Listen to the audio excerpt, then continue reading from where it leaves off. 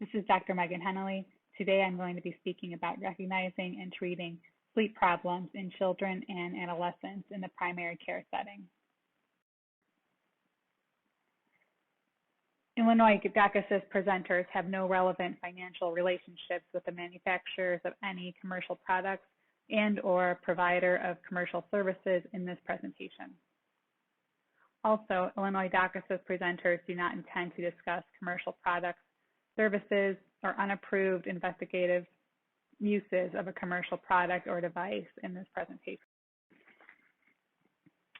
During this presentation, we will start by reviewing the sleep architecture and physiology throughout the life stages. We will then go over pediatric sleep disorders and comorbidities and the potential consequences of sleep disruption in development. Finally, we will go through the behavioral and pharmacological treatment options for sleep disorders in children.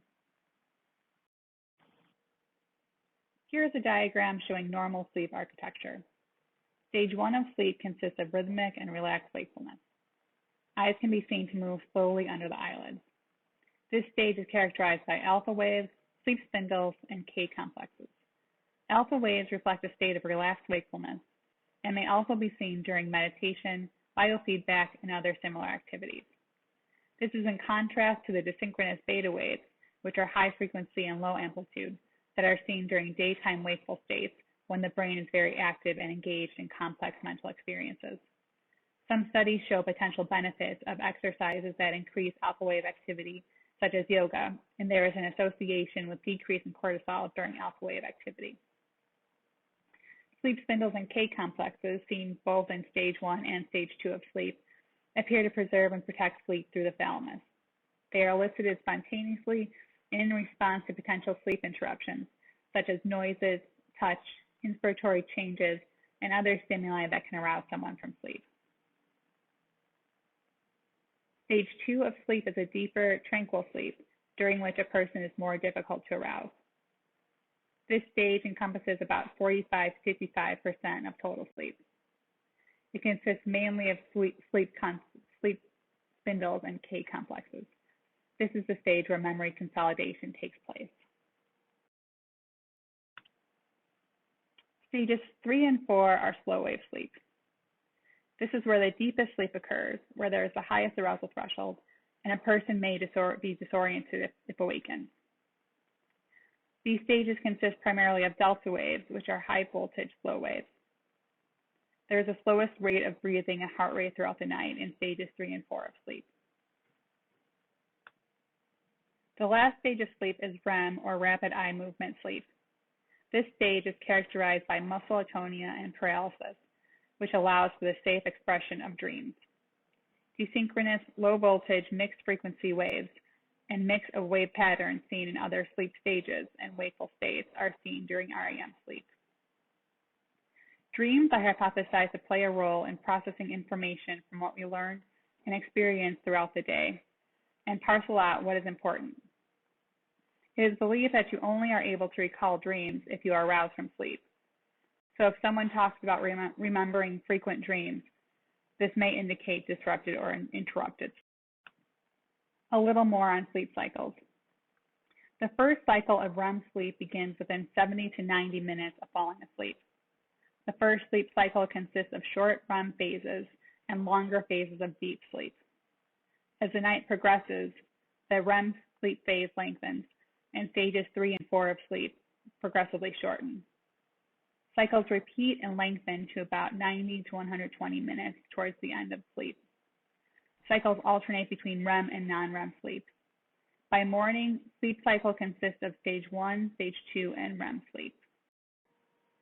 The exact role of sleep, or why we alternate between non-REM and REM sleep, is unclear. Protein synthesis that occurs during non-REM sleep is important for synaptic stabilization and for efficient long-term potentiation, both of which are key in learning and memory. The hippocampus plays a major role in consolidating information and short-term memory functioning.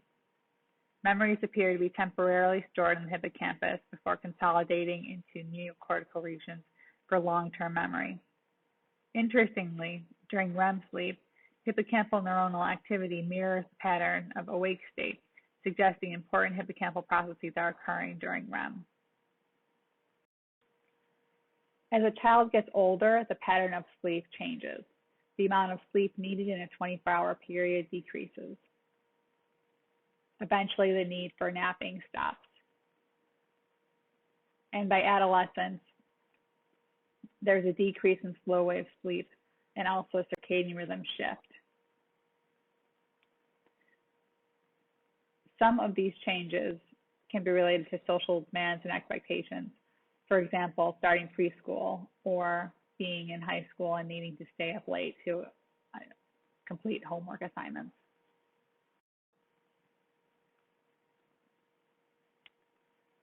So here's an opportunity to stop and check your knowledge before we go further.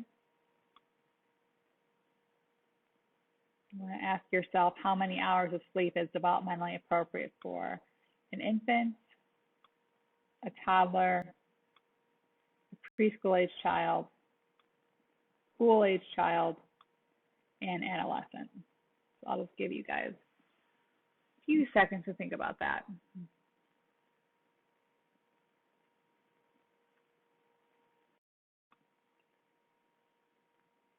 Developmental sleep guidelines. For infants up to 12 months of age, 12 to 16 hours of sleep is recommended. Toddlers need about 11 to 14 hours.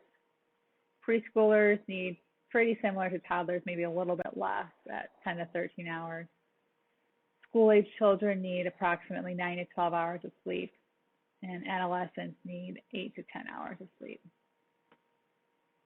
When assessing pediatric sleep problems, they should be viewed through the lens of what is normal developmental bedtime for the child, the time of sleep onset, and the sleep duration, as it is different throughout childhood and into adolescence.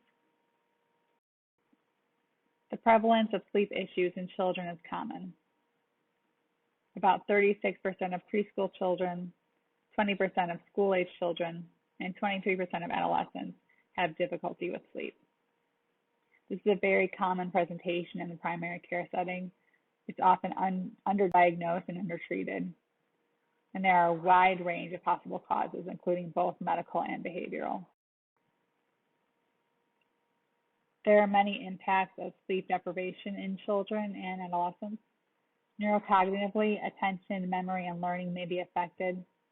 Children may be more hyperactive and impulsive. And there may be deficits in executive functioning. Interestingly, all three of those issues mirror what we see in ADHD. Kids may also have daytime sedation. Psychologically, kids might feel more depressed or exhibit more mood lability. They can be more irritable and oppositional. They can feel more anxious, have fatigue and weakness. And in adolescence, there's an increased risk of self-harm and suicidal ideation when there's sleep deprivation. Hyperactivity and impulsivity is more common in younger children, whereas irritability and mood lability may be more common in adolescents. As most parents know, there is an impact of pediatric sleep issues on them. Pediatric sleep issues can affect parent sleep, can lead to daytime fatigue, can contribute to mood disturbances, can make it more difficult to parent effectively, and can contribute to marital discord. So what psychosocial factors impact sleep? Give you guys a couple seconds to think about this.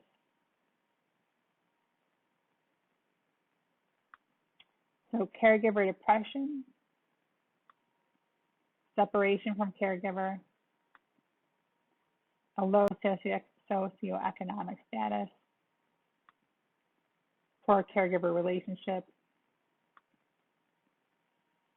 and if there are more than one of these, the risk is cumulative for sleep problems. So causes of sleep disorders, there are many. Examples of biological causes of sleep disorders may be hypersensitivity and hyperarousal, and also children with autism spectrum disorders may be more predisposed to sleep problems.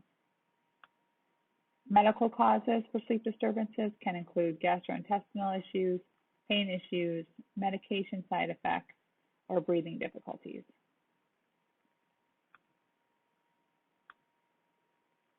Behavioral causes may include a lack of exercise, caffeine intake, use of electronics before bed, and an inconsistency in schedules or routines.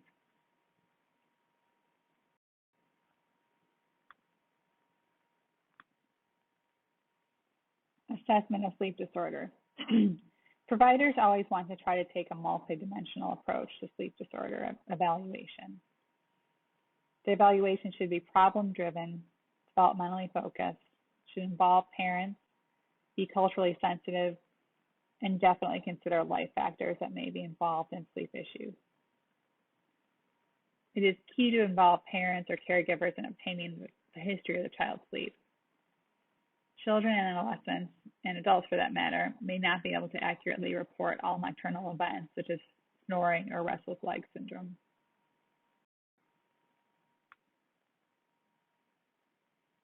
In evaluating sleep disorders, the first step is to take a complete sleep history. This involves the onset, duration, complaints, and impact of sleep problems. Providers also want to take into consideration developmentally appropriate factors such as naps for young children and cultural factors. A sleep diary to be completed by both the child and the parent should be used for over 2 weeks to get a more clear sense of the sleep problems.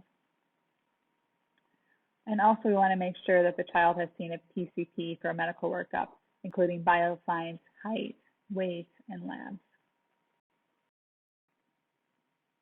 When evaluating for difficulty falling asleep, you want to ask about bedtime habits information, including the time of sleep onset and offset, both during weekdays and weekends. You want to know from the parent's perspective what is the ideal bedtime and the ideal wake time. A couple times in the past year, I've worked with parents reporting that their child can't fall asleep, but when we talked about the desired bedtime and duration of sleep, the parents were expecting their child to sleep much more than was developmentally appropriate. One of the situations was really difficult because the mom worked nights and wanted a child in bed before she went to work to leave a teenage sibling in charge, which I could empathize with, but it wasn't something that warranted sleep medication, which is what she was requesting. You want to know how consistent bedtime is. You want to know how it is enforced and how long does it take a child to fall asleep. You want to know from a child's perspective what their desired bedtime is and why.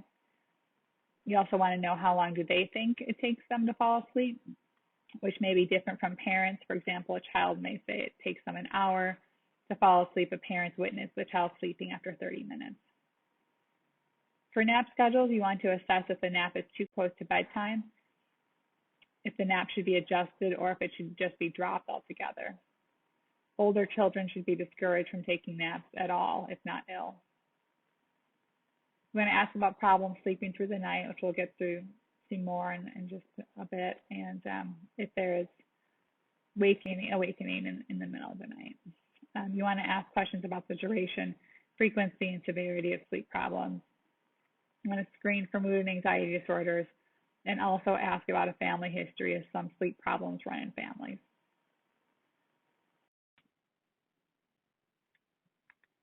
So evaluating for difficulty staying asleep. You're going to be asking about the frequency of waking up throughout the night. Difficulty staying asleep may include multiple nighttime awakenings, and it may occur with or without early morning awakenings. You also want to evaluate for the duration of nocturnal sleep and the quality of morning awakenings. So is the child waking up at the desired time or the developmentally appropriate time? How do they feel when they wake up? How long does it take for them to seem like themselves after waking up? Are they groggy for an hour? Do they jump right out of bed and their normal selves? It varies a lot. You're also going to want to obtain information about that child's difficulty staying asleep. Does it happen at night or closer to the morning? Also, does the child have difficulty staying awake at school? So assessing for excessive daytime sleepiness. One of the most obvious causes is medication. Long-acting psychotropic medication may have hangover effects, as can other types of medication. Substance use, including alcohol, illicit drugs, and over-the-counter medications, can impact sleep. You want to ask about sleep symptoms, such as sleep paralysis or sleep attacks, which may indicate narcolepsy, which could cause excessive daytime sleepiness. You also want to assess for the child's environment, such as co-sleeping with parents or other people, extracurricular activities, sleep patterns of others in the home, screen time, and pets in the bedroom. That can all impact sleep. Again, family history is important. You want to ask about the impact of daytime sleepiness on daily activities. Evaluating for medication side effects. Antibiotics can affect sleep. Minocycline, for example, has been shown to decrease slow-wave sleep. Antihistamines, like Benadryl, those fall into the category of medications that may have a hangover effect the next day after use. Sedatives and hypnotics may be associated with sleepwalking episodes, specifically non-benzodiazepines such as zolpidem. SSRIs may also increase sleep latency and/or frequency of awakenings and arousals. Beta blockers can suppress nighttime melatonin secretion and affect sleep via this mechanism. And steroids can cause an imbalance in adrenal glands, and that can affect sleep as well.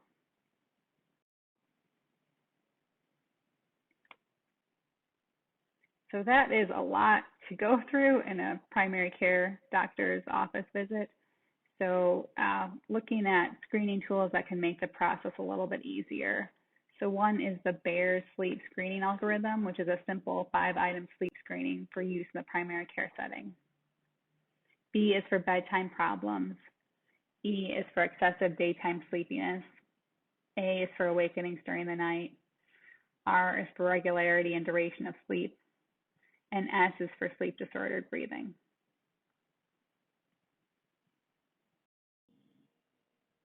So additional specific screening tools.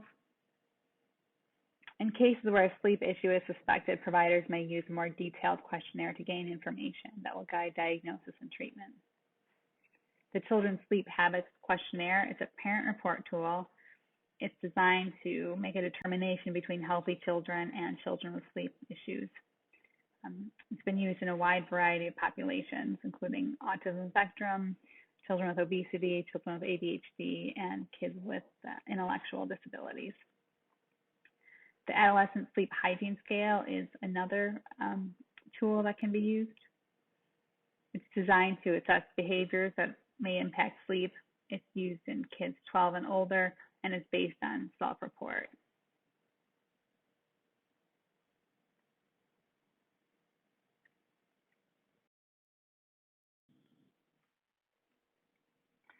Case number 1, staying up late. A mother brings her 10-year-old child in for an ADHD follow-up visit and reports that things are going overall. However, the mother reports that the 10-year-old has been staying up too late several nights per week and has been complaining about difficulty with sleep. So what would you ask? First, you want to ask about the child's bedtime routine. You want to know what the bedtime and wake-up times are, and if the child is being expected to sleep the appropriate amount of time for their developmental level. You want to ask about caffeine use, and you want to ask if their bedroom is dark, cool, and quiet, and also ask about the family policy about electronics.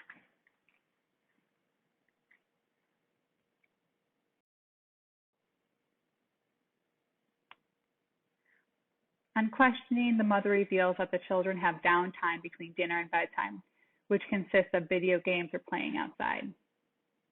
What would you suggest? So it would be a good idea to provide some psychoeducation on the importance of having some quiet time before bed without electronic devices or any kind of physical exercise.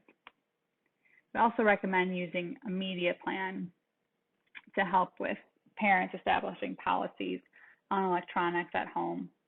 And we do provide a sample media plan in the resources at the end of this presentation. There may be socioeconomic differences in bedtime routines, and sometimes these can lead to divergent sleep patterns. Divergent sleep patterns have been linked to the number of bedrooms in a home, maternal education, and single caregiver households. Single mother families were the least likely to report using a bedtime routine, and lower income youth and families are less likely to adhere to bedtime routines. So, sleep hygiene for children and adolescents. You want to avoid caffeine and other stimulating substances during the day. You want to avoid eating later in the day or excessive drinking. You want to avoid excessive physical activity and electronics near bedtime. However, regular exercise earlier in the day may promote sleep. No daytime naps. And you also need to distinguish resistance to sleep from legitimate anxieties, such as school or peers or other worries, because strict limit setting may exacerbate fears and worries. And if anxiety is the case, we really want to target the underlying issue rather than just focus on behavioral issues related to sleep and bedtime. Other sleep hygiene measures for children and adolescents. You want to reinforce a consistent sleep schedule even on the weekends. You want to make sure that the bedroom is reserved for sleeping only. Children should avoid lying in bed unless sleepy, and the bedroom should be cool, dark, and quiet. Kids should fall asleep in their own bed and by themselves. And we also want to keep screens out of bedrooms. We know that the blue light from electronic devices interferes with the production of melatonin. No TVs, computers, tablets, or phones should be in the bedroom. Please see our resource guide at the end of this presentation for a sample media plan for parents to set up for family use regarding electronics. So our next case, parents bring in a 6-year-old daughter who is having trouble falling asleep. The parents report that they follow a sleep routine and the provider verifies good sleep hygiene. What are the next steps? So you want to do a thorough history and also use the screening tools as mentioned previously. After taking a thorough history, it turns out that the patient frequently worries, misses school because of headaches and stomach aches, and the child has difficulty separating from her parents. Results of a screening tool for anxiety indicates a diagnosis of anxiety disorder. The SCARE tool for anxiety is what I prefer, both because it is free online and also because it can distinguish between different anxiety disorders, like generalized anxiety disorder, social anxiety, etc. And once the diagnosis of anxiety is made, then you want to refer for appropriate treatment, as when this disorder is treated, sleep problems will likely resolve.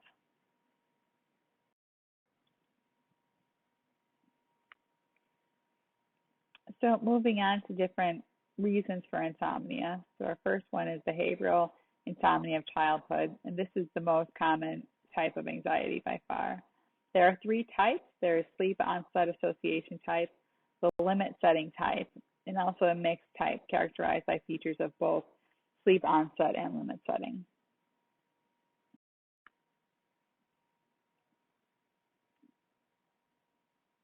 Sleep onset association type is most common in infants and toddlers.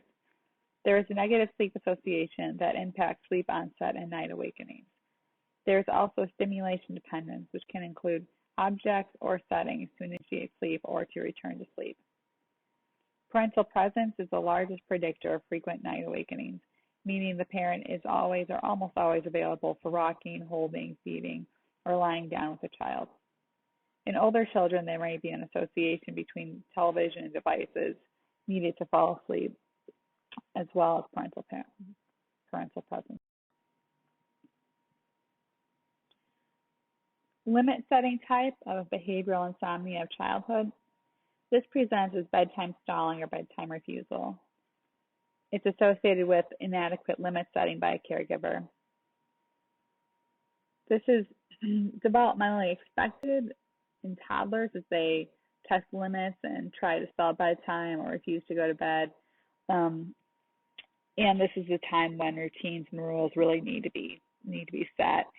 When routines or rules are absent, this is when things become problematic and a kid will refuse to go to bed, or they stall by repeatedly asking for something like a drink of water, a trip to the bathroom, additional stories, songs, etc. Combined type.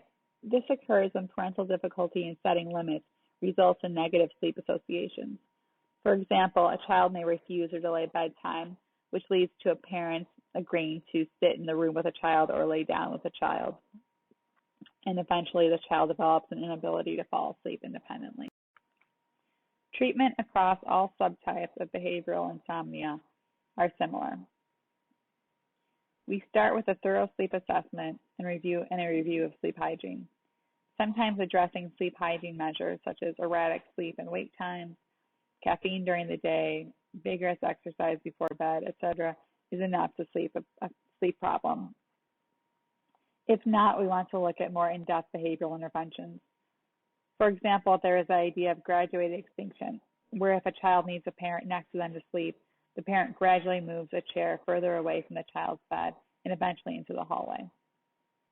Another idea is a bedtime pass, where a child is given a paper to serve as a pass, which they may use once during the night to interact with parents. If the child is able to remain in their room throughout the night, they may trade the pass in the morning for a small reward. In a study of 52 behavioral interventions, 94% found clinically significant improvement in bedtime resistance and nighttime awakening. Parent education is the best strategy for reducing sleep problems in infants. Parents can learn to provide sleep structure and promote self-soothing. As all parents know, night waking is normative during the first several months of life. Toddlers may have developmentally appropriate separation anxiety. Behavioral treatment will focus on extinction, which means that the reinforcement for a problem behavior, which may be unintentional, is discontinued to decrease that problem behavior. For example, feeding a child when they wake up at night should be stopped to keep the child from getting up after bedtime to eat.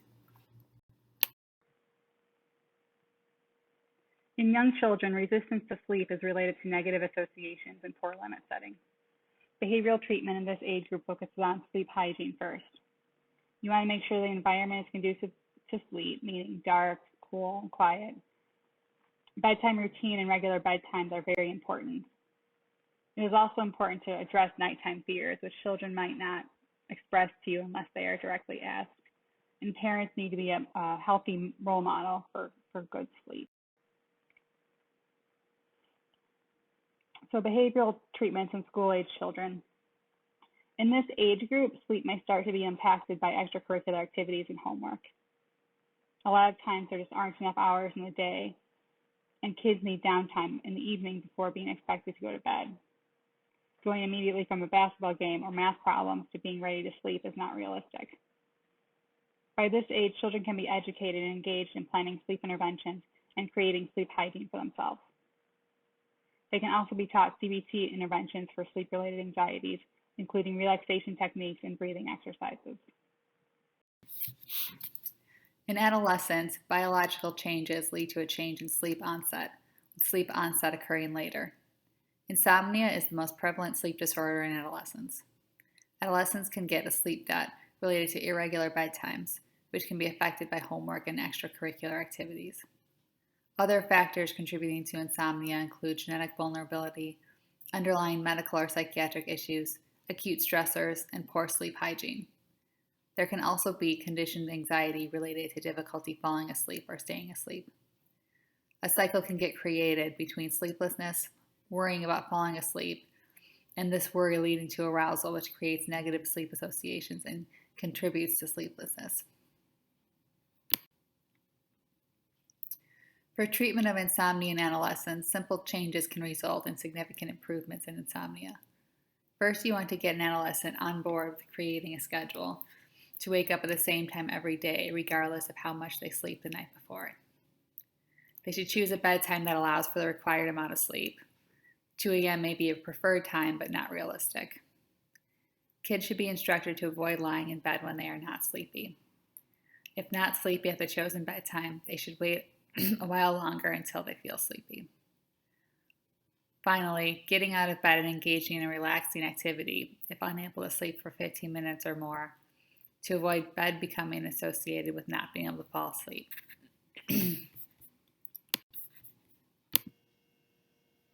Circadian rhythm sleep phase disorders. These have a prevalence that ranges from 7 to 16% in adolescents and young adults. Delayed sleep phase syndrome is the most common type. These individuals go to sleep later in the night and get up later in the morning to the point that their circadian cycle completely shifts. This issue can actually occur relatively easily because the typical human circadian rhythm runs on a 25-hour cycle if no external cues are available. In assessing for this disorder, it is important to ask about the sleep schedule during the weekend when there are no schedule requirements to structure the sleep.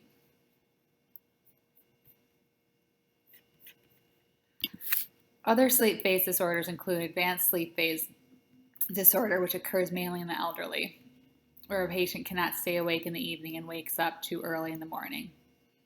There's also free running disorder, where sleep onset and awakening is 1 to 2 hours later each day, which commonly occurs in people who are blind.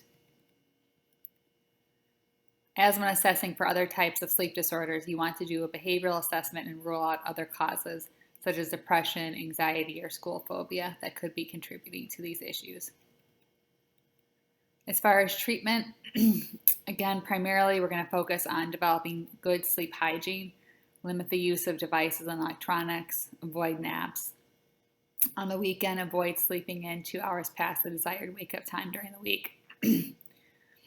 Other treatments may include melatonin before bed, timed bright light in the morning, and something called chronotherapy, which is when a child stays up an hour later each day until eventually they're able to fall asleep at the desired time.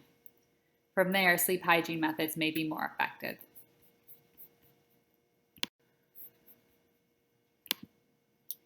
Use of a sleep diary is very important in the treatment of sleep phase disorders. A link to the National Sleep Foundation diary is included in the resources for this presentation. Here is a sample of a National Sleep Foundation sleep diary.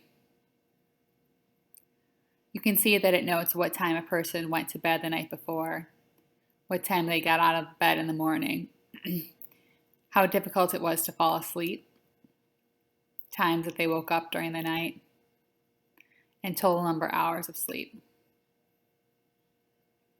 It also asks if sleep was disturbed by anything specific and how a person felt when they woke up in the morning.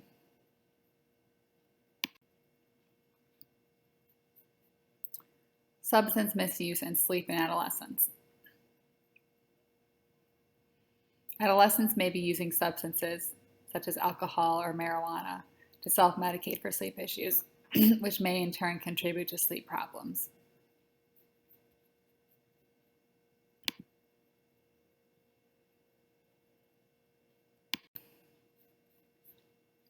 So, review of treatment for sleep problems in adolescents. Treatment of insomnia for all causes in adolescents should focus on sleep hygiene education primarily. Relaxation strategies should also be taught, including progressive muscle relaxation, deep breathing, and guided imagery. And sleep restriction may be encouraged for adolescents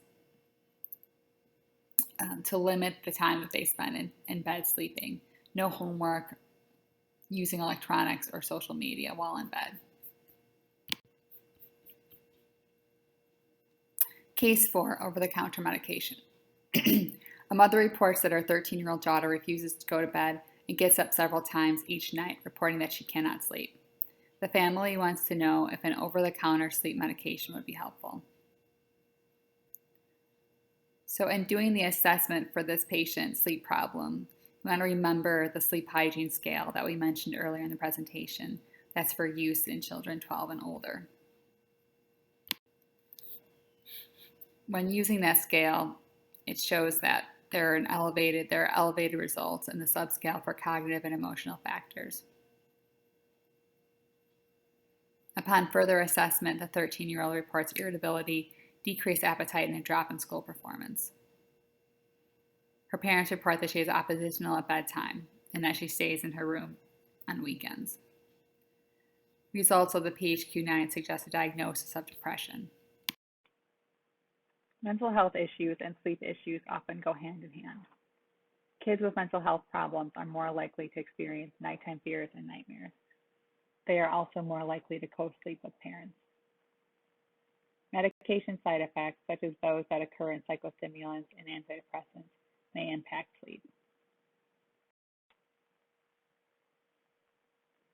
About 70% of depressed children and adolescents have sleep issues. Most common are early morning awakenings, sleep interruptions and arousals, and changes in sleep architecture. There is a reciprocal relationship between insomnia and depression, and insomnia is a predictor for subsequent development of depression. Sleep disturbances are an independent factor predicting suicidality. Treatment, unsurprisingly, involves sleep hygiene and behavioral interventions that have already been mentioned.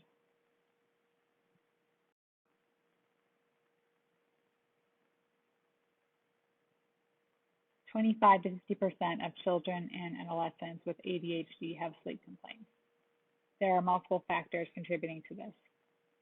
Due to untreated symptoms, kids may have difficulty calming down at bedtime.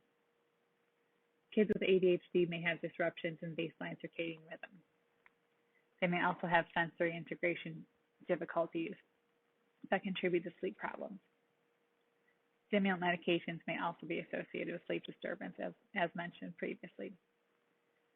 Behavioral interventions include bedtime rituals, sleep hygiene, and aspects of cognitive behavioral therapy, such as relaxation and breathing exercises.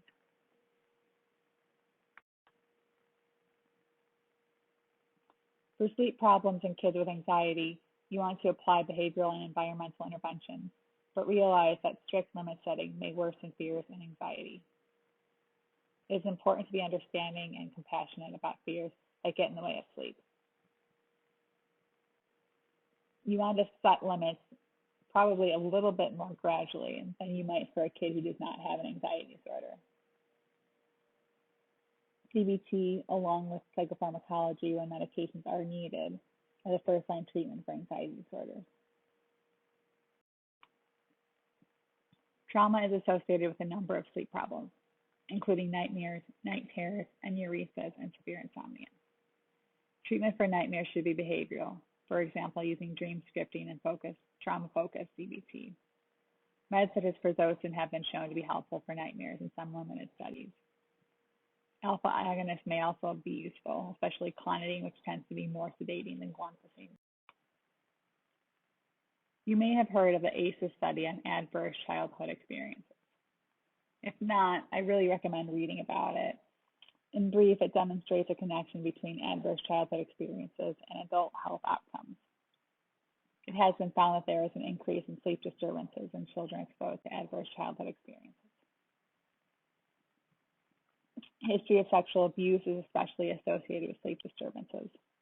Research has found that after controlling for PTSD and depression, youth with depression and a history of sexual abuse had a greater association with sleep disturbances than peers with depression and with non-sexual trauma.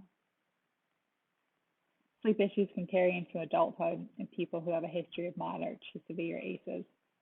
46% of adults with insomnia report having a history of moderate to severe ACEs.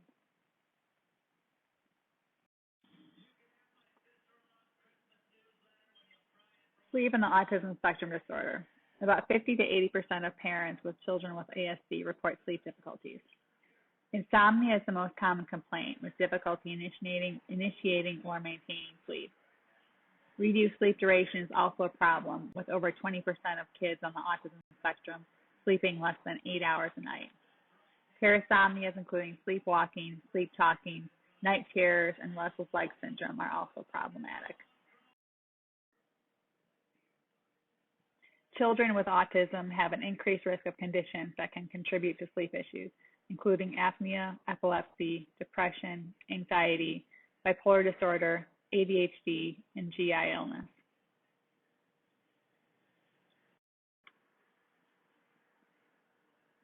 When assessing children with ASD for sleep problems, you want to assess if the sleep disorder is related to medication, emotional dysregulation, sensory sensitivity interfering with sleep, or other co-occurring disorders. Case number 5, daytime sleepiness. An 8-year-old boy with ADHD and a history of repeated strep throat who presents with significant daytime sleepiness. He has a history of sneaking electronic devices at night, but parents now keep them in their room where he is unable to access them. Trials of ADHD medication have helped somewhat, but the child still has notable hyperactive and inattentive symptoms during the day. What are you thinking about as far as an evaluation for this kid? So with the ADHD, the excessive sleepiness, and the repeated strep throats, you might be considering a diagnosis of obstructive sleep apnea, or it should at least be on your differential. The American Academy of Pediatrics recommends screening of all children for obstructive sleep apnea. Risk factors include allergies, sinus issues, family history of sleep apnea, and African American ethnicity. Early identification is key to avoid problems with sleep. OSA is also associated with ADHD.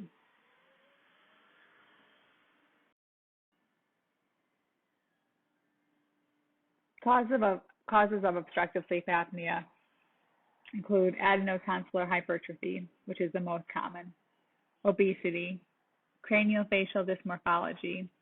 This is most commonly seen in genetic disorders such as Down syndrome and is related to facial structure and how it impacts airway passages. Neuromuscular disorders may also impact OSA, as muscle impairment may cause less patent airways. Symptoms of OSA. Daytime symptoms include difficulty waking, unrefreshed on waking, excessive sleepiness, hyperactivity, aggression, moodiness, mouth breathing, poor appetite, dysphagia, and difficulty in school. Nighttime symptoms may include snoring, gasping, noisy breathing, paradoxic breathing, retractions, witnessed apneas, restless sleep, neck hyperextension, mouth breathing, nocturnal sweating, enuresis, parasomnia, and bruxism.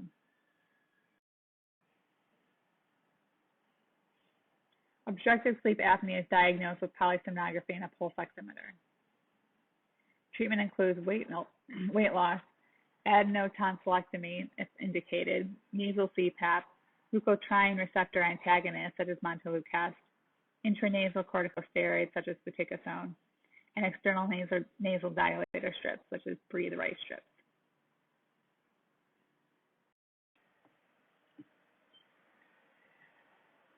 So what to do if behavioral, environmental, and sleep hygiene methods do not work? So once you've taken a very good history, the family has provided a sleep log, you've looked into the causes of sleep disturbance, made sure there's no underlying anxiety, depression, and other issues that can be contributing, and you have emphasized sleep hygiene and behavioral modifications. Once you've done all that and sleep is still an issue, you may want to try medication treatment for sleep disorders. So we'll start by talking about melatonin and melatonin receptor agonists. There are no clear dosing guidelines available for children. For melatonin, we recommend approximately 0.5 milligram to 3 milligrams per day, although there are exceptions to this. You may know that in Walgreens or Target, generally, when you're looking for this medication over the counter in common stores, the lowest dose is usually around 3 milligrams, and sometimes they have as high as 5 or 10 milligrams, which compared to what our bodies make physiologically is way high. So I recommend usually 0.5 for starting, sometimes even 0.25. And so families might have to order a 1 milligram tablet online. If they're not able to do that, if the only thing they can get is a 3 milligram tab, then I recommend cutting it into quarters. So they're getting 0.75. And you want to administer this about 2 to 3 hours prior to sleep. Another rule of thumb is to give it 12 hours before the planned wake-up time in the morning. So some safety concerns in pearls. There is a possible suppression of the hypothalamic gonadal axis, so you want to use caution when using it in children with delayed puberty. it's usually more useful for chronobiotic rather than hypnotic properties, so it's useful in circadian rhythm sleep disorder. Effective dosage may be higher in children with developmental disabilities, up to 10 milligrams a day. Ramelteon has limited data for use in children, and new agents such as aglamentin can have potential uses in the treatment of both comorbid anxiety and insomnia due to melatonin agonist and 5-HT antagonist properties. But this really hasn't been very well studied, and there really is no data for use in children. It just might be something that's coming down the pipe, in the next few years. You really want to try to not use melatonin for more than 3 months duration. And the goal always should be minimization of medication and emphasis on natural methods of falling and staying asleep. So sleep medication and children with ADHD. Something that can be useful in this population are the alpha agonists, clonidine and guanfacine. Some things to note: REM suppression may occur, resulting in REM rebound upon discontinuation, and there are anticholinergic and cardiovascular side effects of these medications. Starting with clonidine, we recommend starting with 0.05 milligrams QHS and titrating up by 0.05 milligrams every 5 days as needed. Many kids will do fine, 0.05 milligrams and or 0.1. This is often used to target sleep onset delay in children with ADHD, and this should be the first thing you're reaching for in a child with ADHD unless it isn't tolerated. You want to look out for blood pressure changes. That's the one thing we monitor pretty closely. Blood pressure and heart rate changes, and making sure that there isn't any symptoms of low blood pressure or dizziness, etc. Guanfacine can also be used. It's less sedating than clonidine, so usually if I'm using an alpha agonist for sleep, I'm going to use clonidine first. But for guanfacine, you're going to start by 0.5 milligrams QHS, titrate by 0.5 milligrams every 5 days. There's some recent evidence that AM dosing can disrupt sleep, but no data regarding HS dosing. Again, it's less sedating, and it may be beneficial for comorbid sleep disorders. Comorbid seizure disorders. Again, we're going to first recommend a complete evaluation. It may include a medical workup for a child who's presenting with an anxiety disorder, and focus first on treating the underlying mental health issue. However, for kids who have just occasional anxiety, which doesn't warrant treatment for an anxiety disorder, or for a child with an anxiety disorder who has started with CBT and or a medication, there's some lag time between the time that treatment is started and by the time it takes effect. So in the meantime, clonidine can also be used to help with sleep for kids with anxiety. Again, normally it's used for ADHD, as we know, but it has been used off-label for anxiety and insomnia. In conclusion, first line of treatment is always behavioral. We want to focus on sleep, environment, behavioral issues, and sleep hygiene.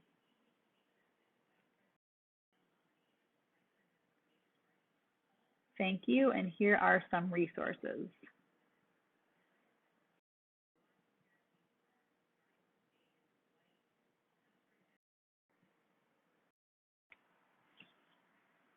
And here is our contact information for Illinois Doc Assist. We have our consultation line, our email, and our website. Please get in touch. We are happy to do a consultation with you at any time.